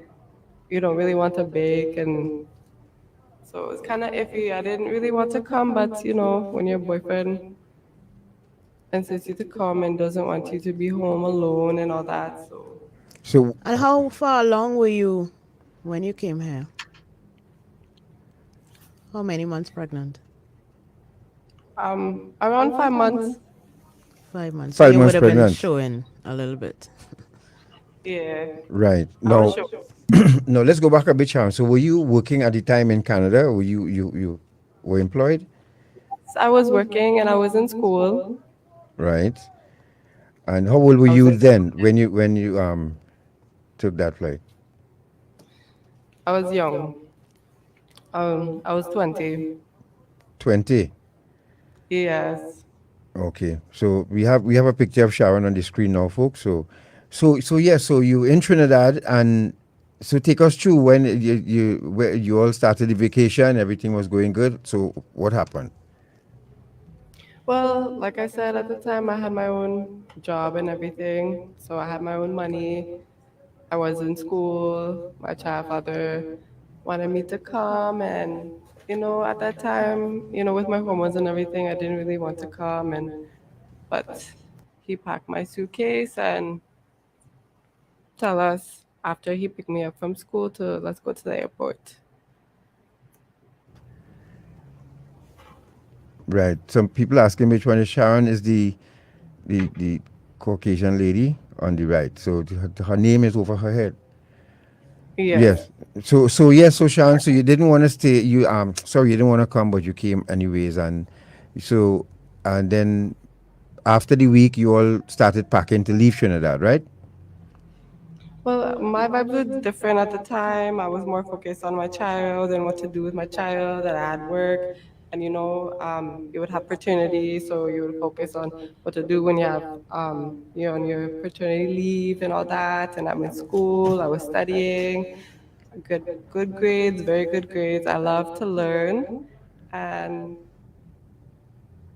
I had a lot of things to focus on and push myself. At the time, I'm young, so you're, I guess you would say scared because you're young and you're pregnant and you're trying to start a life and family with your boyfriend and everything, and you want to prepare yourself physically to become a good mother, right? And all that. So I had that all in my mind and focus and what's the best thing to do in life and how to prepare myself. I wasn't really worried about my daughter. I wasn't really worried about my child. So that was my main focus. Yeah.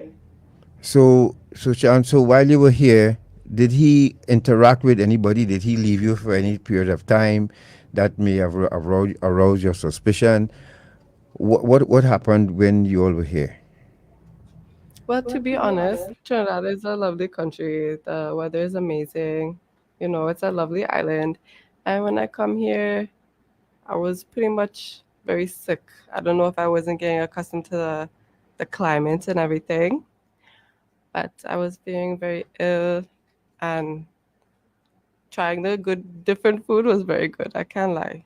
That's the one thing I liked about trying the different food. And um, there was certain times where I would tell him, please, wanted to try something to eat, and he would go and get it for me if it's gyro or something like that, something new to try to eat, and he would go, and I wouldn't necessarily be suspicious at the time because he would go and get food, you know, and even though I was inside and I wasn't feeling very well.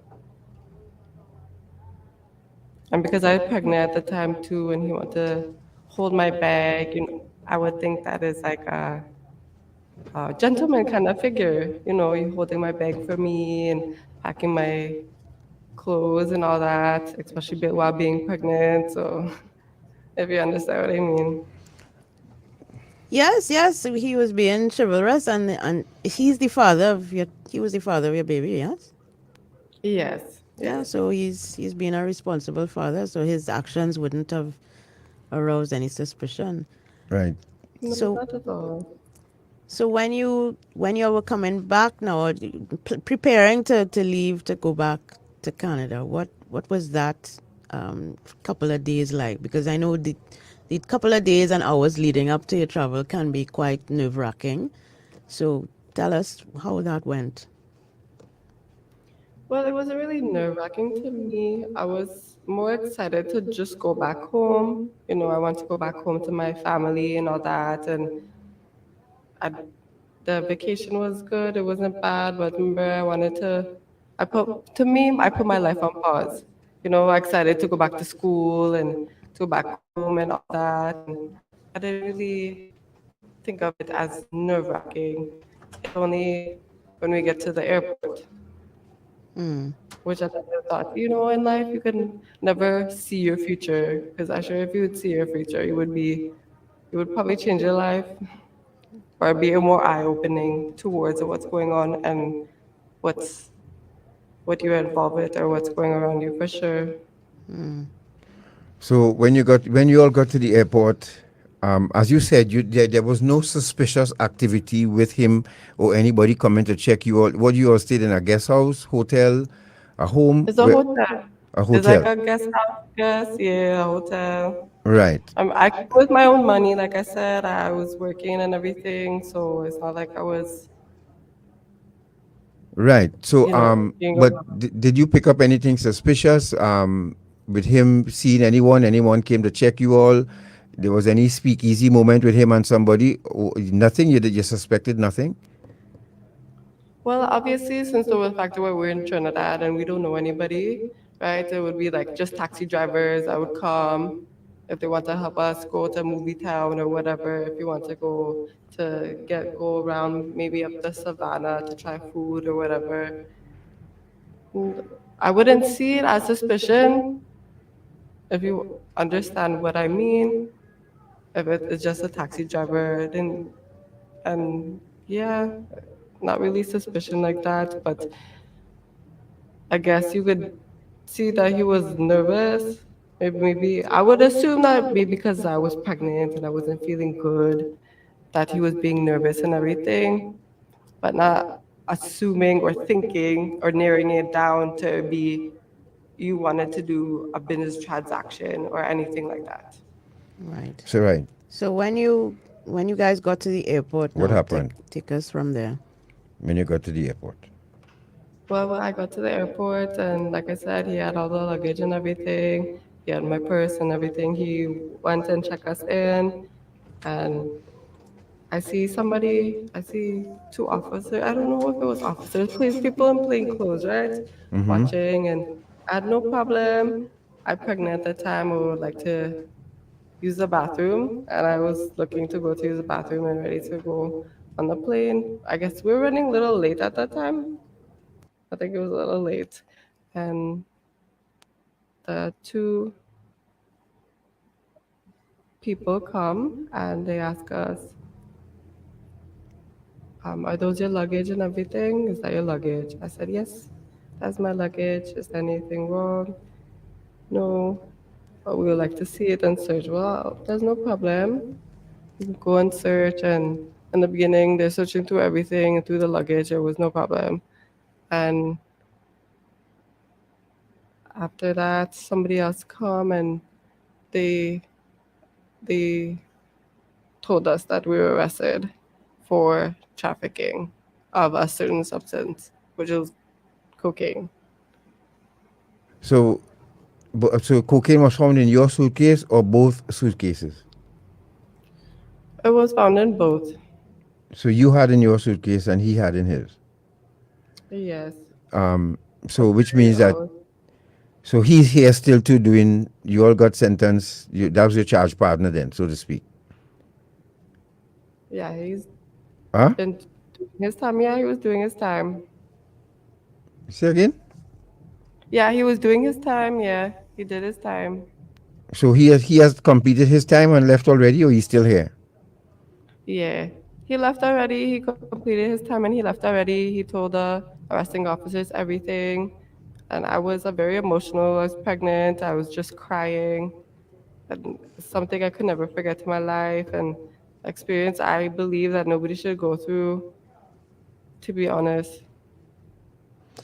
So you had the baby already? Yeah, I actually did have my child here. Along through the process of fighting my case and being here, going back to court and all that, and being in a strange country, not knowing people or anybody down here, trying to fight for your innocence with this kind of system down here, you know, I don't know how to explain, but I'm glad the truth that did come out and he did say what he did, because you know how people are, they want to say, you know, that wasn't me, I don't know anything about it and all that, and that would have been in a worse scenario. He was probably thinking to do it for the betterment of the family because this is our first child, we're young and everything. So yeah. Okay, Sharon, what advice would you give to the young people listening here today? Because you trusted, and your trust was, broken by this person you thought. But what advice would you give to the young people listening? My advice is to tell them that, you see, drug trafficking is real. It is very real. It is not what you think it would be. Something so sweet in life that could be so simple could make you end up with a sour life. You understand? You could lose time just being away from your family, your loved ones. You could be in a next country where you don't know anything. You know, imagine you're in a next country, you're from here, you're in the next country, you don't even know half the language, you don't know anybody, you don't know who to trust. You're in a position where you can't even help yourself. You know, you only have to trust God, and I thank God for my family for being there for me. But you see, the main advice is I want people the young ones to open their eyes, the youth, and to notice that this drug trafficking business is not worth it, is really not worth it. Start small and live big, you know. Do something, learn something, go to school first. There's nothing wrong with learning more than one things in life. There's so many opportunities in life. If you if you're looking at work and you're not comfortable with work, and you want to find a way out, or life is harder, everything, you know, there's other opportunities. Focus with God, and there will be ways where you could have a stable, good life. The money business, it might sound sweet, but at the end of the day, it could cost you your whole life, your freedom and everything. You see, that is the most important thing, and I want them to realize that too. All Freedom right. Sharon, is who the has most your baby now? important thing in life. Who has your baby now? Where's your baby? And my family has my baby. She's back home. She's safe. She's back in Canada. Yes. Okay. Well, Sean, we want to thank you very much, folks. We here in this call too for the first time, folks. We did not have a chance to speak with either women. We just trusted the prison service, and we thank Mr. Ramuta, Mr. Steele, Mr. Guy, for making these women possible for us to speak with. So let's go to Debbie. Debbie, National of Trinidad and Tobago. Good morning, Debbie. Good morning. Morning. We hardly hearing hardly you. hearing you, Debbie. So Alison, you asked the question because the suitcase, drugs was found in her suitcase as well. So they wouldn't charge the boyfriend alone, even if he admits then that is he. I think she would still end up, maybe Brian and they could. Or maybe Brian he Master had and they could less help us, yeah. cocaine in his possession than she had in hers. So but that's both of them had cocaine in their suitcases. So, so Debbie, let's try you again. Good morning. Good morning. Lovely. Thank you very much for giving us this opportunity for you to speak with the young people here this morning. So you're from Trinidad and Tobago? Yes, sir. Right. So how did you manage to end up a custodian, a guest of the state? What made you decide to traffic drugs?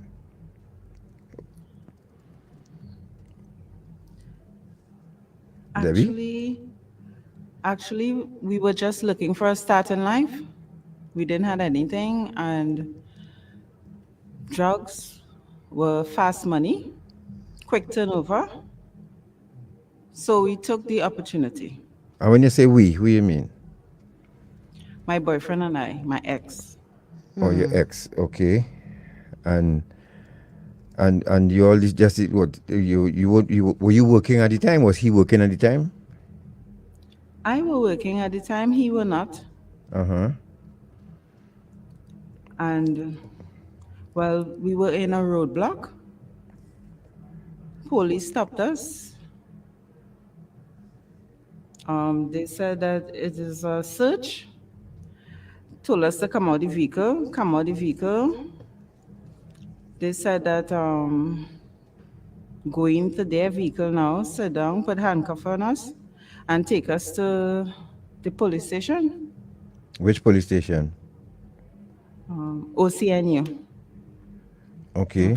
So what? So whose idea was it to go this route? Was it his or yours?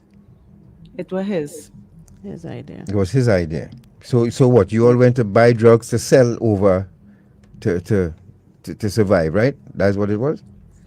Yes, sir. Right. And you were heading back home with the drugs, correct? Yes, sir. And the police stopped you all. But you think it was a tip because this is OCNU you're talking about now? Or Yes, sir. SIU? That is, well, when was this? When were you charged? 2003. Oh, 2003, right. So then that would have been OCNU then. Yes. Okay. So and your case, but you were just last year, 2020, this came to an end. Anyhow. So yes. Go ahead. Yes, sir. So that's 17 years later. I got sentenced for 24 years. The justice system has failed me miserably. Why you say that? Because for the past 17 years, I had changed my life and were living a law-abiding citizen. And they come and give me such charge when the probation officer told me that I can't get a non-custodial sentence when the judge gave me a sentence 24 years. Up to this time, I cannot come to terms with it. Wow. But I'm here after God. 24 years. 17 years after the crime was committed. Yes, miss. No previous conviction, no problem with the law at all. Wow. None whatsoever. So you were released on bail and the matter just went dormant. For do you 17 know why? years. Do you know why they didn't? Why the matter wasn't brought up earlier? Is it that the evidence was not presented, or why? Yes. because of the evidence, and then from the low court to the high court. Right. It took all this time. Wow. So now, in that 17 years, you have, as you say, living a law-abiding life. I suppose. Do you have a family? Did you have a family? No, Miss, I choose not to. Okay. In terms of having children, I choose not to because of the matter pending before the court. All right. Yeah. Okay.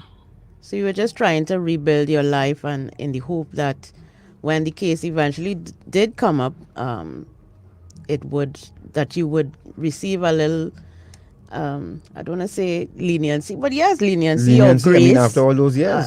17 years as a whole, And child. And was there a probation officer's report to the magistrate saying, look, this is what you've been doing since then, you regretted doing it and you turned your life around? Nothing like that happened? Yes, sir, that happened, and the officer told me that I could get a non-custodial sentence, and the judge still sentenced me for such a long period of time. Wow. Remember the name of the judge?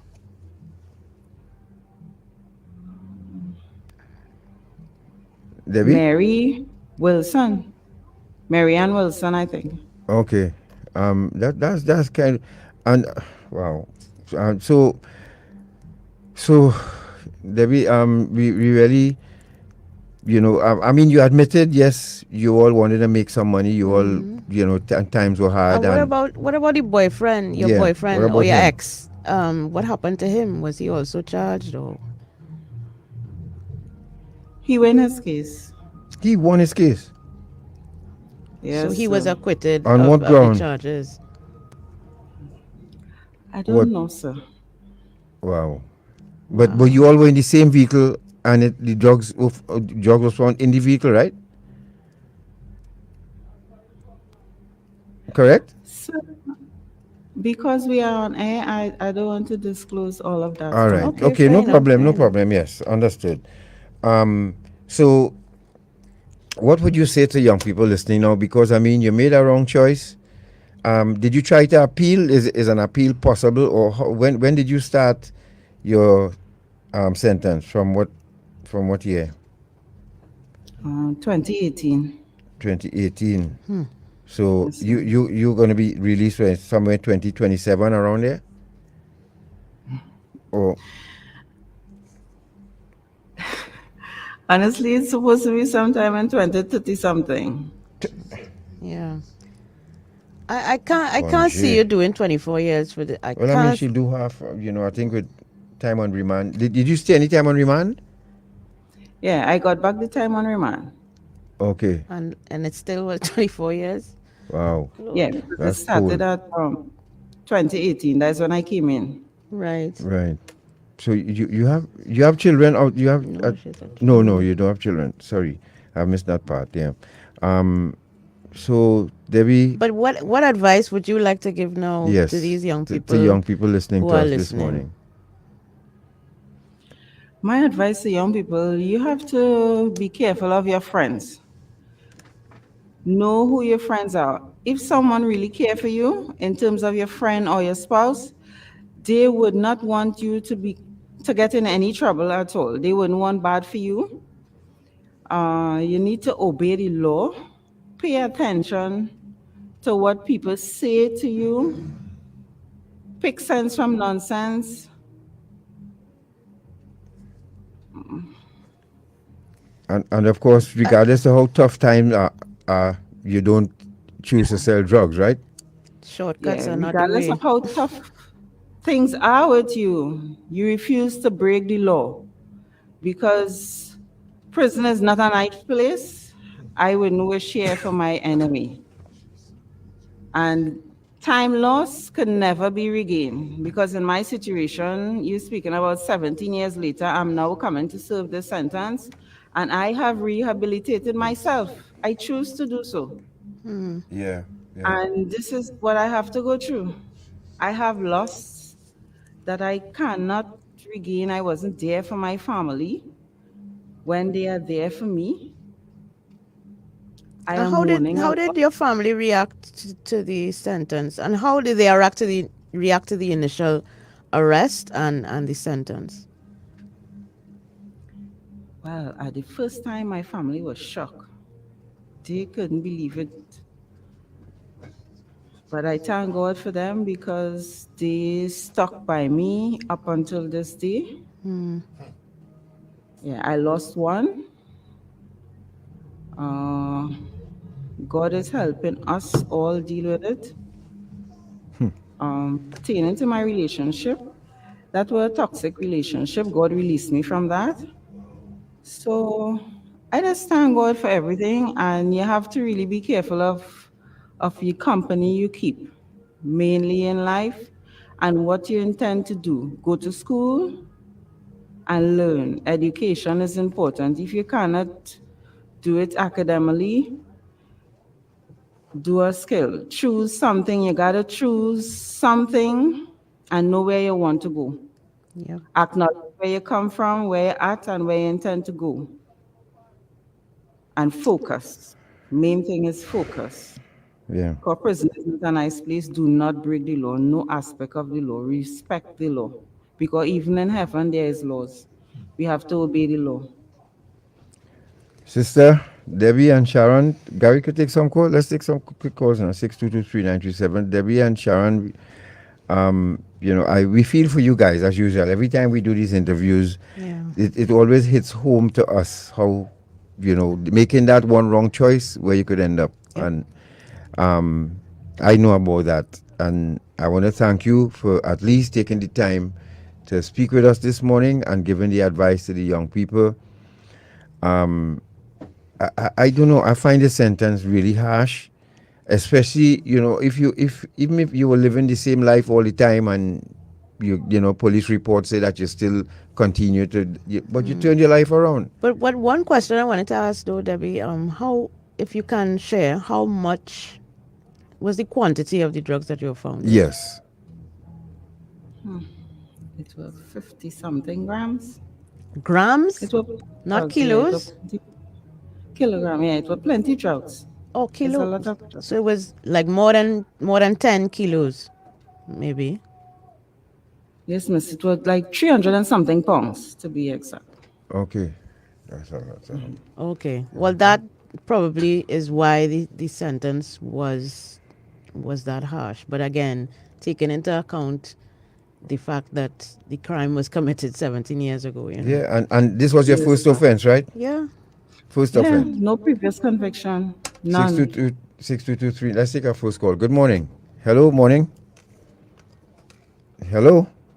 Yeah, and remember to try and keep your comments because we just have about 3 minutes to take some. Hello, good morning. Yes, President, morning. Morning. Yes, this is MA21074 Cadet Williamson from the Marat Academy. Hi, morning. How you doing? Yes, I'm fine, and you? Very, very good. Thank you very much for taking the time to call in. Yes, sir. So, well, I have two questions, sir. Uh-huh. Right, how come the law system for Trinidad and Tobago is not advanced as the UK and other countries, right? Coming with the smuggling and stuff. Mm-hmm. And the next question is, now answer that question first. You can answer that question first. So you're asking about the equipment, right, and the border security and how they have it, the interdiction methods and equipment that they have, right? Yes, correct. Right. Okay. Well, we cannot answer that. We could only work with what we have. We have Alva Shockness here online, and he's been giving us, little tidbits. But when we have customs here, we will find out more about these things, because you see the border security, or they're not afraid to show off what they have, and they're making good use of it, right? They have X-ray. They have, because as Alva said, if we have to X-ray someone here, we have to carry them in the hospital. Makes no sense, because that is endangering his life and endangering the security personnel life too. Because if they realize the network of people who he belonged to, if they want to kill him on the way to the hospital, they could do that, and endanger the life of the security. So it's better to have the equipment right in the airport there. So, yeah, right. Remember the other question? Oh, all right. Thanks. All right. The next question is, right, how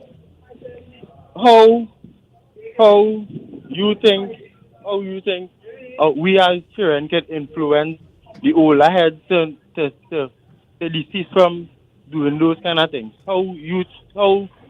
What advice you could give us so we could give them? Hey, good question, son. Very, very good question, son. It's time young people stand up and advise them that, because you're right, you know, there are older people giving young people drugs to use, drugs to carry in school, and what you have to do now is to stand up to them and say, no, I have a bright future ahead of me. Just as you chose to join the Milat Academy, I'm sure nobody in there encouraging you to do the wrong thing. So no, sir. Right. So you all have, and speak out more. You know, just as you joined this program today, we bring you all on the program to speak out to adults more. And this is what we will do. We'll continue to engage you to do that. And you continue to stand up in your community, on the street, make sure your deportment is always up to standard, and you just do the right thing, my friend. And let the older heads know that the young people today have the eyes on you, and be not tolerating that nonsense. And a good head on their shoulders, and they have sense, right? They're using their brains. Yes. All right, my friend? All right, sir. Thanks very much, right? And I'm one in representatives for the Milat Academy. Thank you very much. Thanks for calling. Thanks for calling. Love you, man. Take care, right? Hello, good morning. Hello. Morning. Good morning. Hi, good morning. I wasn't too clear on the whole story with the young lady. But one, not being sarcastic, but I want to believe, one, that she did not have a good lawyer to represent her. He didn't seek her interest. Secondly, maybe, the crime that she committed, one, and the quantity of the drugs that she had to stand the consequences of her actions, regardless of the 17 years. We know justice is slow in this country. She had to stand the consequences of her actions. Yes. And three, I want to believe that the toxic relationship that she came out of, he probably sold her out somewhere along the line, that he passed the blame on her. Yeah. Because lawyers had to communicate in order for this for something to happen like this. And it was unfortunate, but she had to pay the price. Yes, my dear. Right? That's my point of Thanks my a lot. point of view here. Thanks you. a lot. Bye. Take care.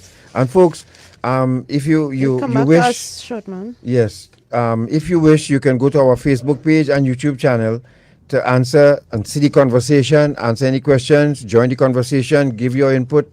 As I said, we have Alva Shockness on Facebook here right now, giving his comments, and he's one of the brilliant minds in law enforcement in this country here, and we all should try and engage him on Facebook even after the program. So, again, a wonderful session this morning, Natasha. Thank you very much for all the work you have done in helping put these videos together. Folks, as I tell you all, Natasha is my MVP here. Sharon and Debbie, are you all still there?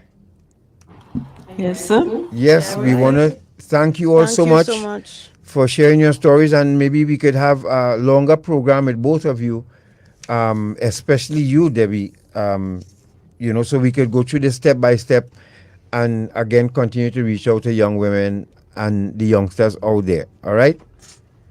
So, ladies, God bless you all. Stay strong. We know where you all are. It's unfortunate, but making that choice sometimes, So are you all still with us? You there? Yes, sir. All right. So thank you so much once again, right? God bless you all. Yeah, no problem. You're welcome. Thanks. And you'll hear from us again soon. Looking forward, sir. Yes. Okay. Me too. All right. Mr. Steele, Officer Steele, thank you very much for taking the time out this morning. ACP Guy, thank you so much. Thank you very much, sir. No problem. Yes. Right. Okay, then. Take care. And they're speaking to us from Rise Maximum Radio. They are the maximum security prison.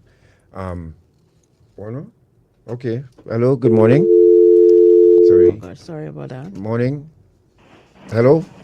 Hello. Good morning. Right. You have 30 seconds. Go ahead. Right. So I just wanted to say quickly that no one wins with drug trafficking business, right? Yes. And whilst we have a lot of folks that would have been rehabilitated on the streets from using drugs, there are a lot of folks that never got back their life. So when we hear 24 years sentence, there are some people that never got back their life because of the drug trade and being introduced to drugs. Yes. I wanted to add that to the mix. So Good addition. sentence sometimes might seem harsh, but when you look at people keeping out of dustbin and people lose their fathers and they lose the good artists in the country, good musicians, people suffer a lifetime of good because of drugs. I just wanted to add that. No, yeah, you're right. You're right. Thank you very much. Because I'm not enamored of that view, because if in the justice system you're supposed to, one, be innocent until proven otherwise, and temper justice with mercy. Correct. No, but So you apply the sentence to what the person has done. No, you notice something?